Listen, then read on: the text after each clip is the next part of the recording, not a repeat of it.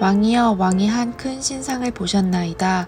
그 신상이 왕의 앞에 섰는데 크고 광채가 매우 찬란하며 그 모양이 심히 두려우니 그 우상의 머리는 순금이요 가슴과 두 팔은 은이요 배와 널쩍다리는 노시요 그 종아리는 쇠요 그 발은 얼마는 쇠요 얼마는 진흙이었나이다.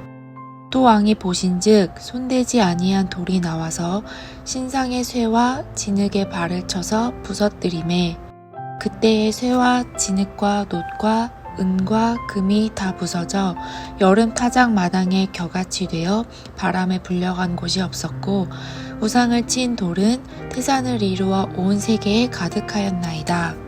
이 여러 왕들의 시대에 하늘의 하나님이 한 나라를 세우시리니 이것은 영원히 망하지도 아니할 것이요 그 국권이 다른 백성에게로 돌아가지도 아니할 것이요 도리어 이 모든 나라를 쳐서 멸망시키고 영원히 설 것이라. 손대지 아니한 돌이 산에서 나와서 쇠와 놋과 진흙과 은과 금을 부서뜨린 것을 왕께서 보신 것은 크신 하나님이 장래 일을 왕께 알게 하신 것이라. 이 꿈은 참되고 이 해석은 확실하니이다 하니. 드디어 신비의 영역에 감춰져 있던 왕의 꿈이 베일을 벗습니다.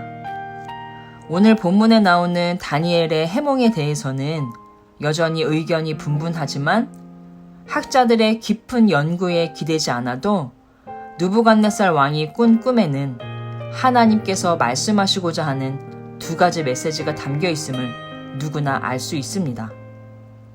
하나는 이 세상 나라가 왕이 꿈에서 본 큰 신상처럼 크고 화려하긴 하지만 그 나라는 결코 영원하지 않다는 것이고, 또 하나는 하나님께서 이 세상 나라를 심판하시고 영원한 하나님 나라를 세우실 것이라는 메시지입니다.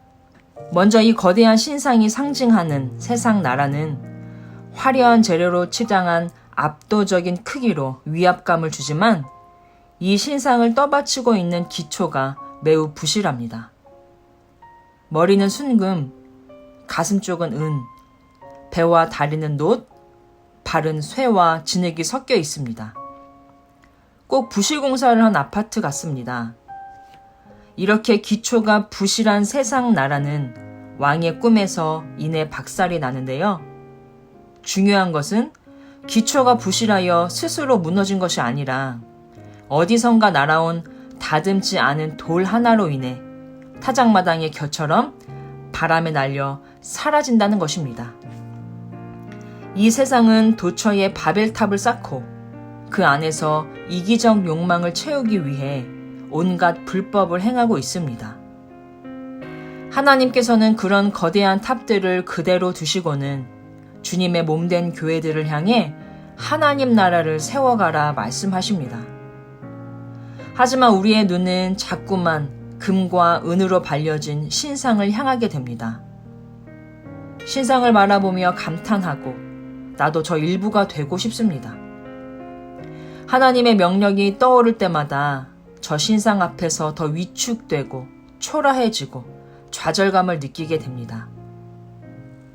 세상은 갈수록 악해지고 아무데나 화풀이 하는 사람이 늘어가고 눈앞에 즐비한 멋진 신상들 때문에 신앙교육은 갈수록 어려워지고 그렇게 교회는 점점 더 영향력을 잃어가고 있습니다. 현실이 이러니 장래를 비관하는 목소리가 점점 커집니다. 다 맞는 말이기는 합니다.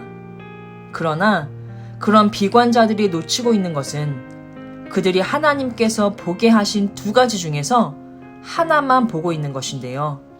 즉, 거대한 신상만 바라보며 절망을 이야기하고 있다는 것입니다. 이쯤에서 여러분, 신상을 쳐서 가루로 만들어버린 다듬지 않은 돌은 무엇일지 궁금하실 텐데요.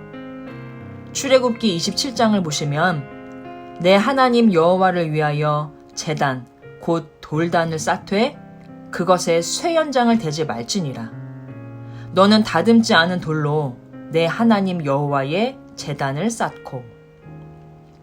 여호와의 제단의 재료가 되는 돌에 쇠연장을 대지 말라는 명령은 이 돌에 아무런 치장도 조작도 가하지 말라는 의미입니다. 유다서에 인용된 에녹서를 보면 타락한 천사들이 남자에게는 무기를 쥐어주고 여자에게는 화장법을 알려주었다고 합니다. 그리고 이로 인해 세상에 죄악이 가득하게 되었다고 하는데요. 무기와 화장법이 자신을 꾸미고 치장하여 확장하고 위장한다는 공통점이 있기 때문일 것입니다. 그런데 다니엘서는 이렇게 사람의 손을 타지 않은 다듬지 않은 돌이 커다란 신상, 즉 세상 나라를 산산조각낼 것임을 보여줍니다. 이 돌은 느닷없이 나라와 악한 이 땅의 세계를 부수는 예수 그리스도를 상징합니다. 시편 118편입니다. 건축자가 버린 돌이 모퉁이의 머릿돌이 되었나니 이는 여호와께서 행하신 것이요 우리 눈에 기이한 바로다. 부정과 부패가 만연하며 빈부의 격차는 날로 벌어지고 세대 간, 남녀 간의 갈라치기로 갈등을 점점 심화시키는 현실도 정확하게 볼 줄 알아야 하지만 그것만 봐서는 안 됩니다. 느닷없이 날아들어 세상 나라를 산산이 부서뜨리고 영원한 하나님 나라를 세우실 예수 그리스도도 함께 바라봐야 합니다. 인간의 힘과 권력으로 세운 나라는 대단한 광채와 크기의 신상으로 표현되지만 이것을 부숴버리는 하나님의 능력은 돌멩이 하나로 표현되는 것이 참 대조적입니다. 포로로 끌려와 이방인의 세상에서 살고 있는 다니엘이지만 그는 마침내 임할 영원한 하나님 나라의 선포를 기다리고 있음을 보여줍니다.